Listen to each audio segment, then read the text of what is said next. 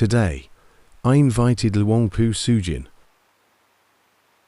for all of us to pay respects, to meet and see him, which is a truly great blessing. Seeing a monastic is a supreme blessing, especially one who truly embodies the life of a monastic. When he was still a layman, Luang Pu Suchin was once a disciple of Luang Pu Lui. Later, he was ordained under Luang Pu Dune, becoming Luang Pu Dune's disciple. With great determination, he practiced meditation, serving as a true example of a genuine spiritual warrior. When he was ordained, he fought with himself, not with others. Some who ordain end up contending with others, competing or striving for worldly things, and they receive the results accordingly. But those who fight with themselves reap the fruits of their inner struggle, just as they have. At that time, I had not yet been ordained. I first met Luang Pu Suchin in 1983. At one of Luang Pu Dune's branch monasteries.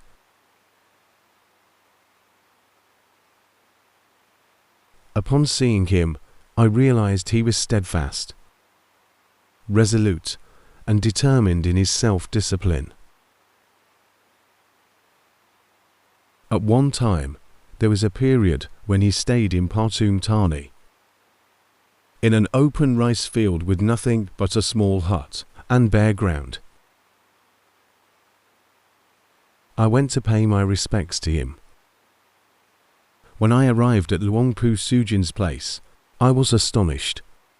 He was walking meditation under the scorching midday sun. His skin was peeling in layers from being burned by the sun. When I saw him in that condition, I exclaimed, "Oh, Luang Pu, how come your practice can be so hard? Why endure so much suffering in your practice?" He then replied, "I will suffer to overcome suffering, and that one day I will no longer suffer." That was such a profound statement. Luang Pu endured suffering willingly, so that one day he would be free from it. While in our case, we fear suffering and constantly seek happiness, which only leads us to more suffering and no way out of it.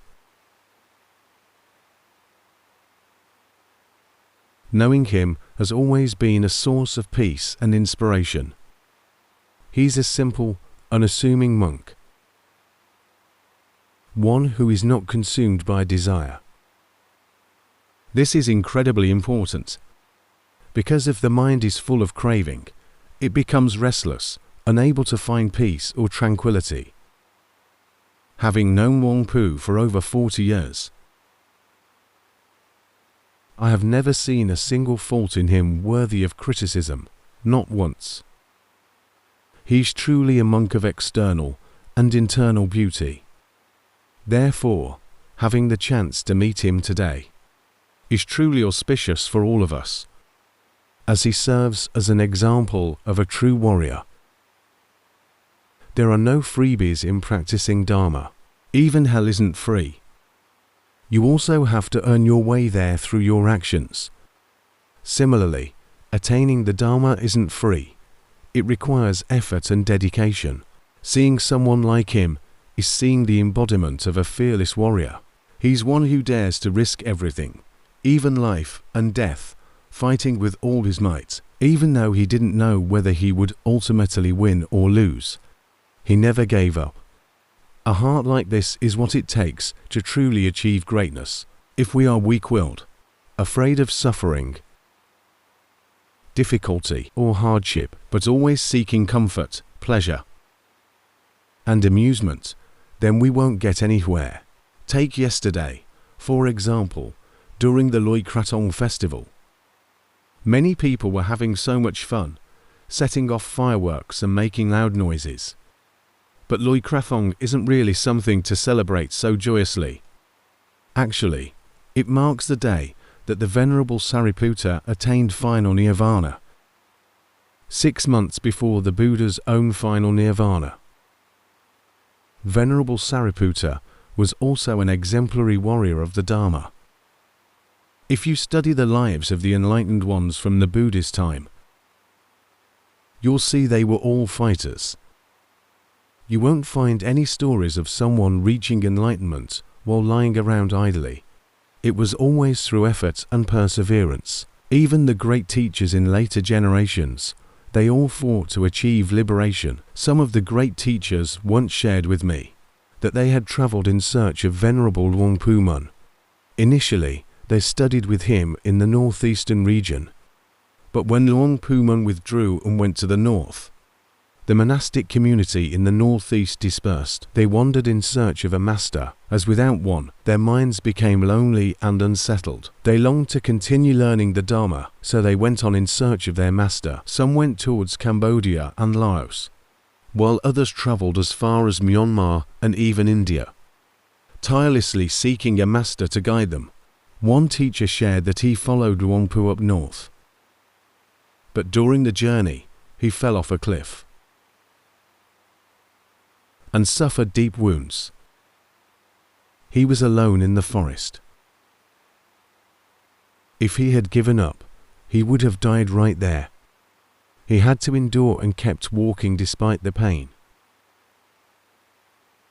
Even if he couldn't find his way out of the forest, he would have had to accept death there, still without a teacher.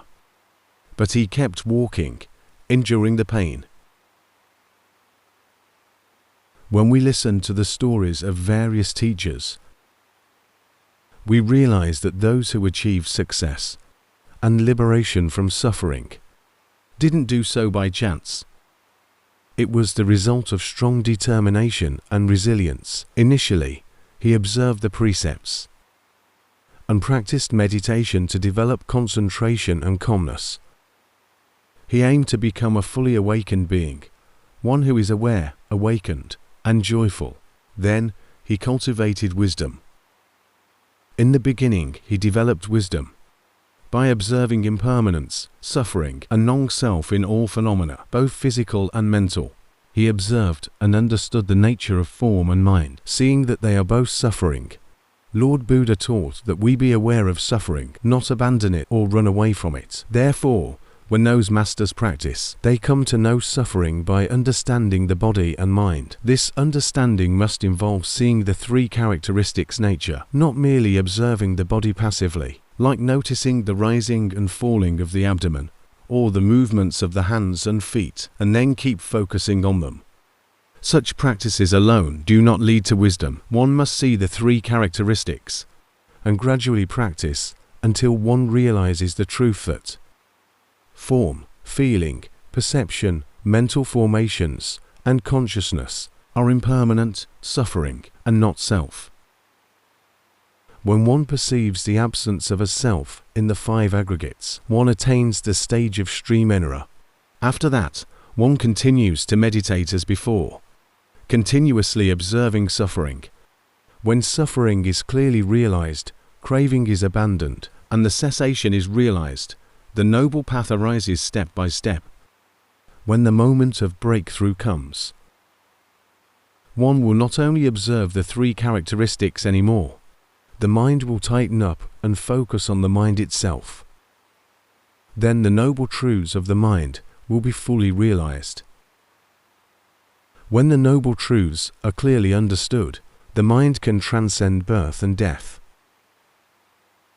However, if one has not fully penetrated the noble truths, still perceiving the body and mind, and has not truly understood suffering, craving will still arise. As we meditate, we see that this body experiences both suffering and happiness. This means that we still do not fully understand suffering. Craving still arises, and there is a desire for the body to experience happiness and to be free from suffering. With such desires, the mind creates worlds, creates lifetimes, and immediately creates suffering. If we continue meditating and clearly understand suffering, we will see that this body is nothing but suffering, suffering in various degrees, either great or small, or that the mind itself is entirely suffering, with suffering present in different intensities. When we see the body as nothing but suffering, the mind will be free of craving for the body. It will abandon craving, the desire related to this body. The body is the sense doors: eyes, ears, nose, tongue, body.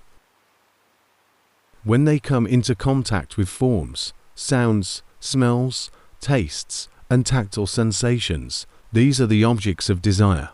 When one clearly understands that the body, including the eyes, ears, nose, tongue, and body, is nothing but suffering, not suffering and happiness mixed together, the mind will concentrate. Once the suffering of the body is clearly understood, the mind will unify. When this happens, the path to non-returner will arise. The mind will sever attachment, love, and clinging to the body, to the eyes, ears, nose, tongue, and body. It will no longer have any attachment or aversion to forms, sounds, smells, tastes, or tactile sensations that contact the body. The mind and the body will separate. They will no longer unify. No further training is needed.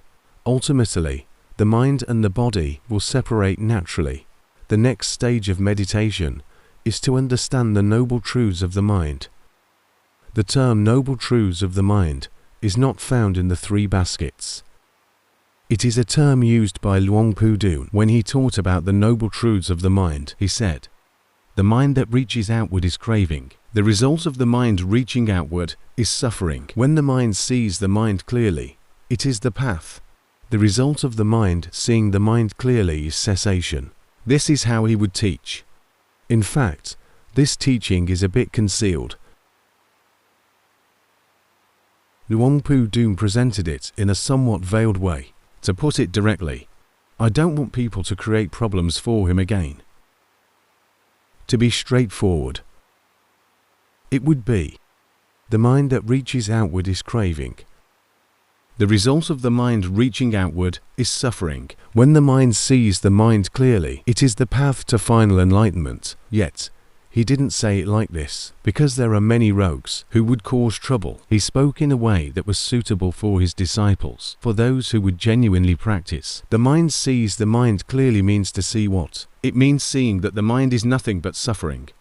It's not a mix of suffering and happiness. This is what it means to truly see the mind clearly. As for you guys, you see the mind experiencing happiness and suffering, good and bad, being the knower one moment and the thinker the next. It becomes the one who perceives forms, listens to sounds, smells odors, tastes flavors, and feels sensations. We see it arising and extinguishing constantly in cycles. This is still not a clear insight. It's just seeing the three characteristics of the mind. When one really sees clearly, one will know without a doubt that, other than suffering, nothing arises, nothing remains, nothing extinguishes. The mind is nothing but suffering, entirely suffering. Once the mind sees itself as nothing but suffering, this is called the mind seeing the mind clearly. The result will be cessation, which means the mind lets go of itself. When the mind lets go of itself, it can let go of the five aggregates. When the mind lets go of the five aggregates, it can let go of the entire world. Therefore, once you really let go of the mind, you let go of everything. The five aggregates, the world, and the universe. Everything is returned to nature. What is called nature is the condition of arising and extinguishing. The condition of arising and extinguishing is called nature. The state that transcends arising and extinguishing is dharma. There is no such thing as birth in this state. The mind that fully understands the nature of dharma, which is the true reality of form and name, will let go of attachment. It will release as it sees things as they truly are, leading to disenchantment. Because of disenchantment, it becomes liberated, and through liberation, it realizes that liberation has been achieved, that birth has ended. The holy life is the practice that has been completed. The tasks necessary for purification and liberation have been finished. There is not anything more to do. Even maintaining mindfulness to guard the mind is no longer necessary. There is no need to take care of or preserve anything anymore. The mind simply lets go. However, mindfulness are now automatic. Concentration and wisdom are now automatic. They exist naturally, fully present within the mind. Therefore, as you meditate, gradually keep practicing, and you will realize that the Dharma of the Buddha is not something to be taken lightly. In this era, the power of wrong views is strong and overwhelming. Even the three baskets is being questioned, with some saying that it's unnecessary to study it, and that one should only follow the teachings of their own teachers. This is a severe form of wrong view. It is no longer our original teaching, but has become teacher version teaching, blindly following the teacher. If the teacher is wrong, everything becomes wrong. The three baskets must be studied. The difficulty lies in the fact that the venerable teachers say that our Thai version of the Pali Canon is incomplete. Therefore, if one does not know Pali, and has not read the original Pali texts, they may sometimes misinterpret it. Therefore, as practitioners, we may not have studied Pali, or fully understand the Pali Canon, so we read the Thai translation and observe. The Pali Canon contains so many teachings.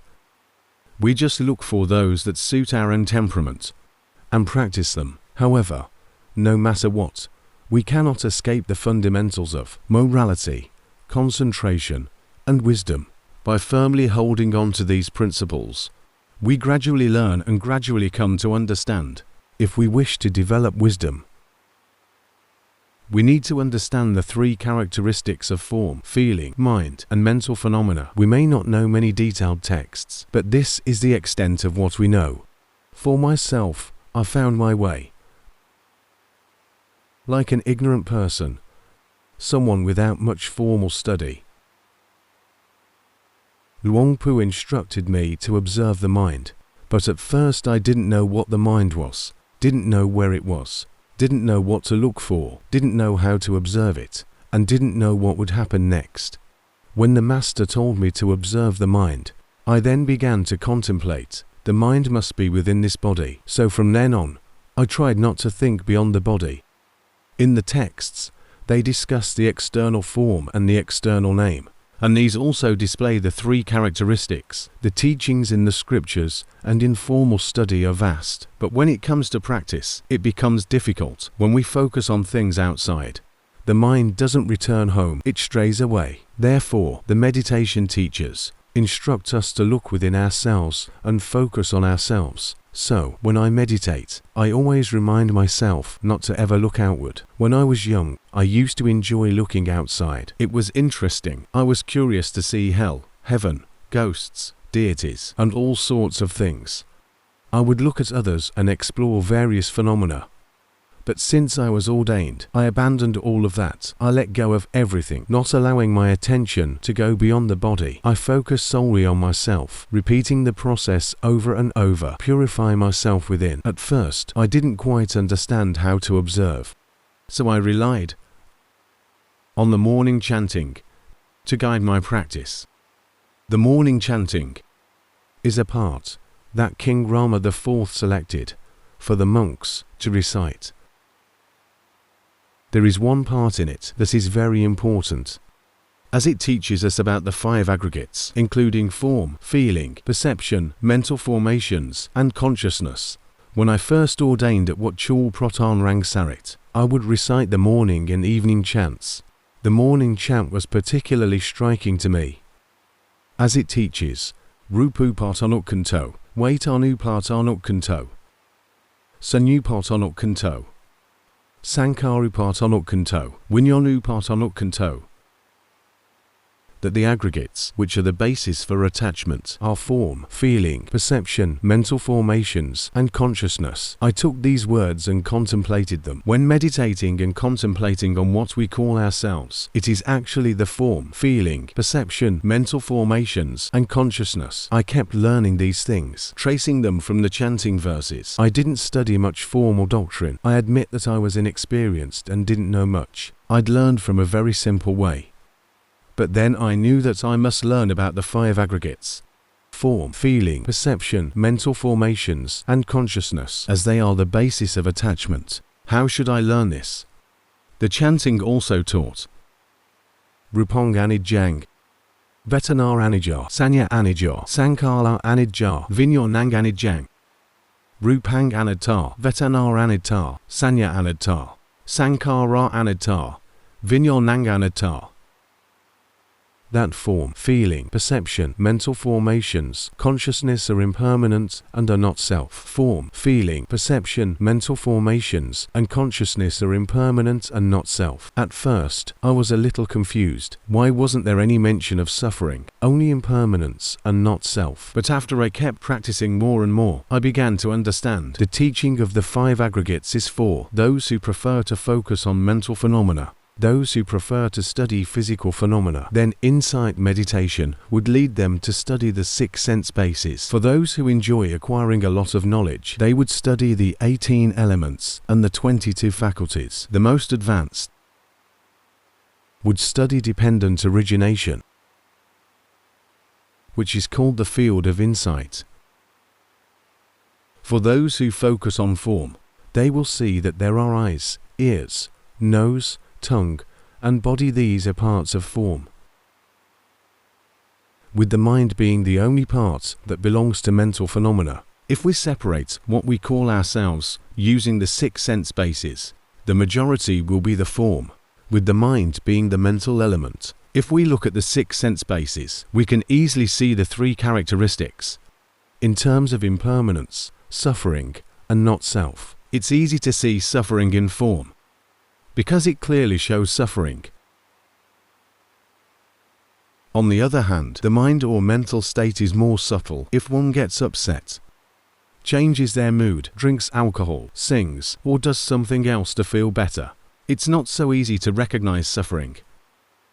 Therefore, for those who focus on mental phenomena, impermanence is the easiest to see. Our mind changes quickly.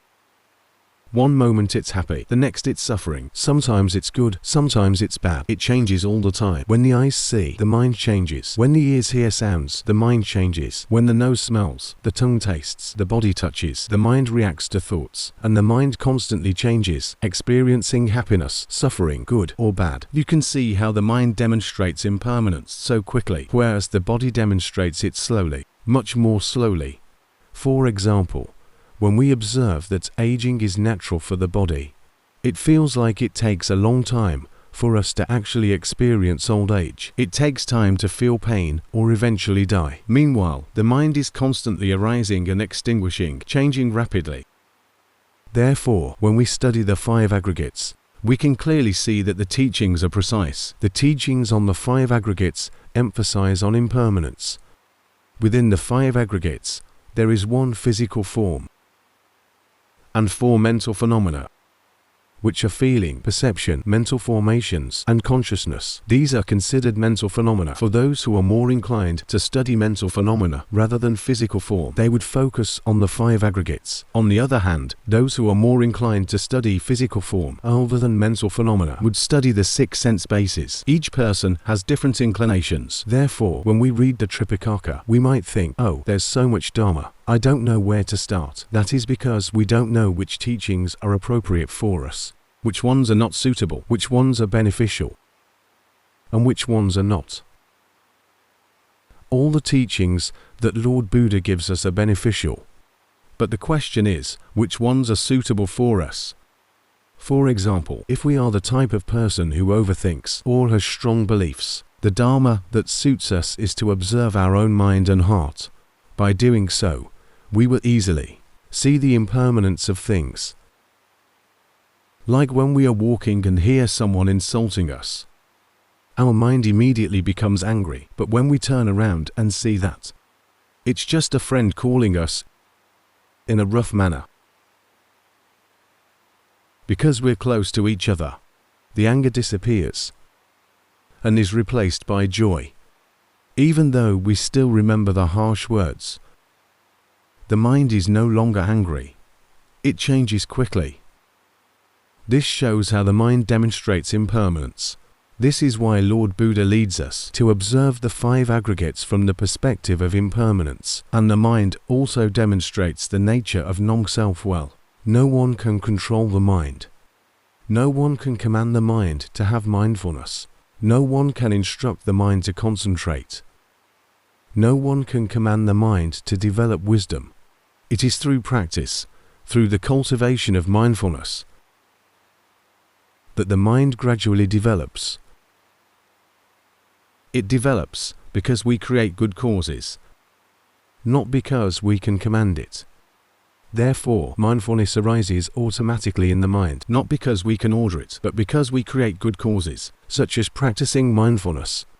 By consistently observing the body, feelings, and mind, by being aware repeatedly and consistently, the mind will begin to recognize the state clearly, which is called firm memory.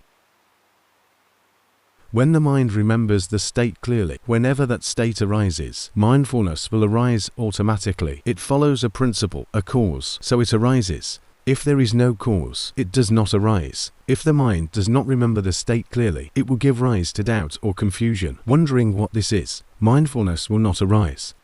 Therefore, as the mind is non-self, we cannot command it or control it according to our desires. We cannot make it do things, but the mind is a natural phenomenon that can be trained. We can train the mind with morality, concentration, and wisdom, continuously instructing it. We practice morality, concentration, and wisdom consistently and persistently. Teachers and masters who have attained goodness have all struggled and persevered. As we continue practicing, mindfulness will arise automatically. Morality will arise automatically. Concentration will arise automatically. And wisdom will arise automatically. The term automatically means it is not mixed with craving intention. Craving intention is a factor that prompts actions and is called the mental volition. The intention to understand or desire to understand, when this intention arises, it leads to unwholesome states of mind. Therefore, just wanting to practice means that the mind is not fully wholesome yet. We must keep practicing continuously. Don't desire, don't crave. Our job is to make the cause, not to expect the result. As long as we expect results, we won't achieve them. Whenever a result arises, there is no intention. Whenever there is intention, the mind creates karma. Even meditation is the creation of karma by the mind. But in the beginning, we must intend to do it first. At the point when it breaks down, that's when we can let it go. We don't do it. But mindfulness, morality, concentration, and wisdom arise automatically. We don't do them intentionally. Therefore, as long as there is intention, the path and the result will not arise. But if we don't begin with action, the mind will never become automatic. There will be no automatic morality, concentration, and wisdom. Therefore, initially, set the intention. Intend to observe the 5 precepts. Set the intention to practice concentration daily, such as sitting meditation and walking meditation. Then, continue with the intention to develop wisdom. Learn the truths of form and mind continuously. Keep developing wisdom for a while, and when the mind gets tired, it will be overcome by the hindrances and lose its quality. Then return to cultivating tranquility. Don't rush into developing wisdom all at once, because it won't work. I am not exaggerating. I practice samadhi for 22 years. I am skilled at it. I practiced samadhi for 22 years and then used it to develop wisdom. I stopped practicing samadhi, but after only 2 years of using it for wisdom development, it became insufficient and the defilements related to insight meditation arose. That's why I keep telling you not to abandon samadhi. You need it. Every day, set aside time for it. Paying respects to the Buddha, chanting, sitting meditation, walking meditation. You must practice, whether calm or not. It doesn't matter. Don't expect meditation to always lead to results. If calm arises, that's fine. If not, that's fine too. Consider it as an offering to Lord Buddha, not to gain anything for ourselves. Let the mind become courageous in this way. Then, after practicing samadhi regularly, we won't practice with desire. The mind becomes accustomed to staying with one object of meditation, and it will naturally concentrate. It only takes a moment, just the blink of an eye, and the mind will come together. Practice regularly, and then later wisdom must be developed. Sometimes, when our mind has concentration, it becomes still and calm, but it refuses to develop wisdom. In this case, we need to reflect and contemplate. What should we contemplate? Contemplate the 5 aggregates. You can choose to focus on the body, sensations, or the mind. Anything is fine. Contemplate repeatedly, over and over, that it is impermanent, suffering, and non-self. Do this continuously. Eventually, it will happen without intention. The mind will see the 3 characteristics by itself, without intention. When there is no intention, there is no desire, and the mind will not create a self. Whenever there is an intention, there is immediately the formation of a self. Ignorance conditions formations. The word formations here refers to intention, and intention is the cause of the formation of a self. When there is intention, karma arises immediately. The mind starts working. When karma arises, the mind grabs hold of the sense faculties: eyes, ears, nose, tongue, body, and mind. Once a person has progressed beyond the stage of non-returner, but instead grasps directly at the mind itself, the mind no longer clings to the physical sense faculties: eyes, ears, nose, tongue, body. The moment the mind grasps at itself, birth has occurred. Birth refers to the arising of the 6 sense bases: eyes, ears, nose, tongue, body, and mind. Thus, when the mind clings to itself, birth is complete. And as soon as birth arises, suffering arises immediately. Why? Because the mind itself is the source of suffering. When the mind foolishly clings to itself, suffering inevitably follows. Through meditation, one begins to see things more clearly and thoroughly. Eventually, one reaches a point where they understand fully and directly. The mind is the source of suffering, not something inherently good or special. Once it is clear that the mind is suffering, some may see suffering because it is impermanent, while others may see suffering because it is constantly under pressure. Those who are proficient in meditative absorption will see the mind as suffering because it is under pressure. Those who have cultivated wisdom will see emptiness, perceiving the mind as empty and without self. This is when they recognize the mind as suffering. Some may see suffering through the lens of impermanence, others through the lens of suffering, and still others through the lens of not self. It depends on each person's temperament and disposition, and they are not the same for each individual. One of the teachers once shared a story with me. At that time I had only been ordained for 3 months. The teacher said that, while meditating, he was observing his own mind. At the final stage of practice, it all came down to the mind itself. He looked at the mind and saw its lack of substance. He then said that he gathered his mind, as if grabbing a bunch of grass and yanking it up, throwing it down into a ravine. He described it this way: he just threw his mind away. What happened was the realization of the dharma element, or the consciousness element, no longer the mind as part of the clinging aggregates. It was no longer the foundation of attachment. The aggregates that we have are the clinging aggregates, because we are still attached. The aggregates in the supramundane are not clinging aggregates. When the teacher said he threw his mind away, He meant he cast off that attachment. He told us that he was happy, experiencing a sense of peace for more than a year. Then, the mind entered a state of natural equanimity. It became familiar with this state, no longer excited or overwhelming, but deeply peaceful. It's a state of equanimity. He said it became something naturally his. That teacher passed away shortly after sharing this. I was ordained for just 3 months when he passed away. Luang Pu Suchin. I then went to learn from various teachers, and in the end, every teacher brought to the same point, the mind. Luang Pu once taught me. At that time, I was not yet ordained. Luang Pu was near death at that time. He said, "The knowing mind is like the shell of an egg. When the chick has fully grown, it will naturally break through the shell." He taught this. When morality, concentration, and wisdom are complete, the path and fruits will arise by themselves. The mind will naturally let go of itself. Every teacher has taught this. Their language may differ, and their perspectives may vary, but they all lead to the same point, the mind. Luang Pu Dune taught about the noble truths of the mind. Therefore, as we develop the noble truths of the mind, we observe this. Whenever craving arises in the mind, suffering arises at that moment.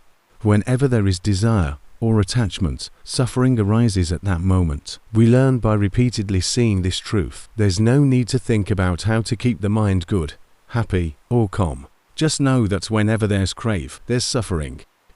Ultimately, it will become clear. The mind, which is worldly, and the aggregate of suffering, will be discarded. After that, the mind will reach a state of emptiness. Luang Pu Dune said,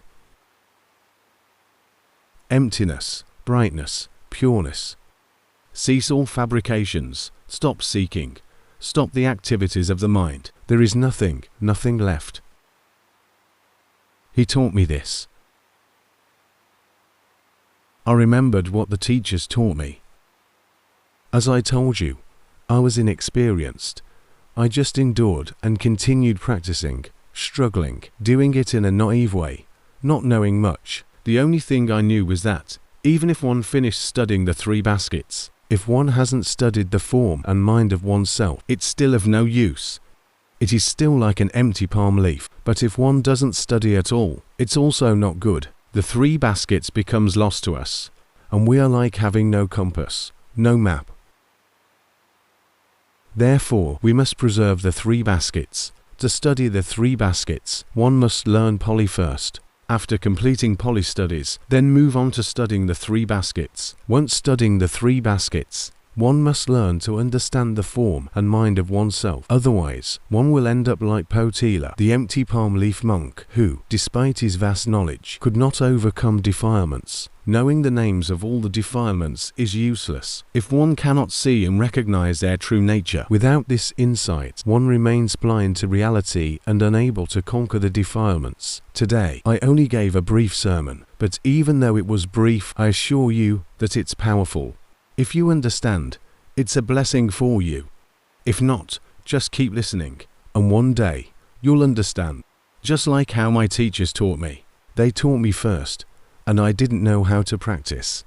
I was inexperienced, and didn't understand much. The master said the knowing mind is like an eggshell. I thought, yes, like an eggshell, and that was it. I didn't overthink it. Or sometimes, when I doubted the practice, I would go to bow to Luang Pu Sim. Luang Pu Sim would simply say, the knower, don't doubt anything. Keep practicing and you'll get something good in this retreat. Just this, and my doubts disappeared. So, then on, I continued doing my simple practice. Trial and error. Whatever happened, let it be. Whether it's good or bad, whether it's right or wrong, it didn't matter. As long as I kept being mindful, just being mindful of the body and being mindful of the mind. That's all. I've been practicing like this. Not really studying much. I only learned the chanting, and then read the 3 baskets. At first, I thought that reading the 3 baskets would be good, and would make sense. But now, I've gained a new understanding that the 3 baskets is incomplete. I'm too old now to learn Pali. I can only learn a little. The only thing I can truly study is the nature of my own mind. Before I met Luang Pu Dune, I had practiced meditation and achieved concentration. But I couldn't walk the path of wisdom, so I made a vow. I prayed to meet a teacher that I could truly follow.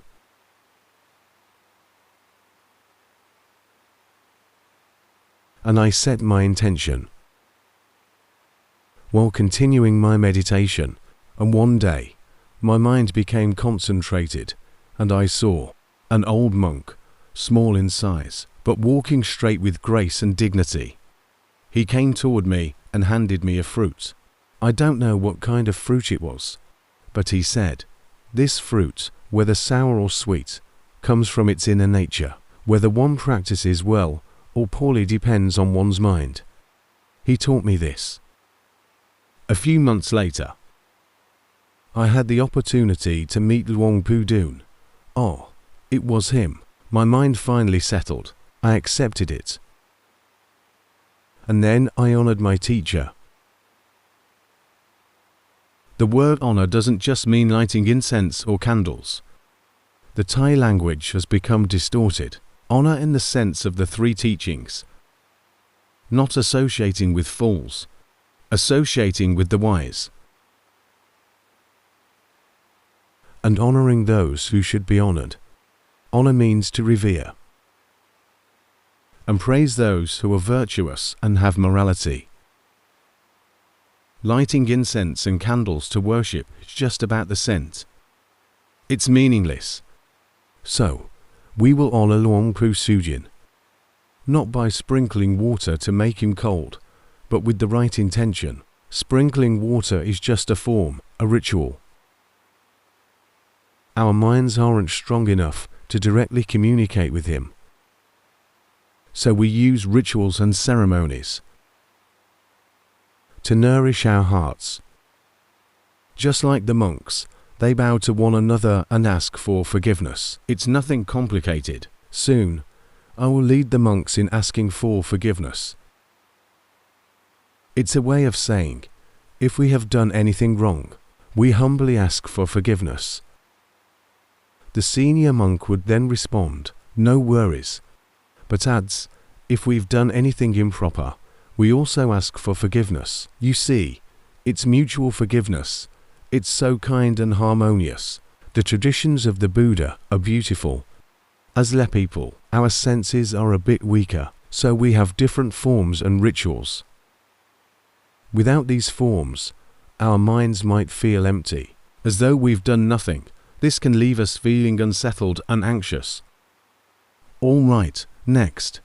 Proceed in pairs for the water pouring ceremony. No need to line up single file. It takes too long. Come into rows at once. Once inside, after the water pouring is done, you can leave. Those outside who want to come in and pour water on the monk can follow. Here's some good news to share. This year, there's no gift to give.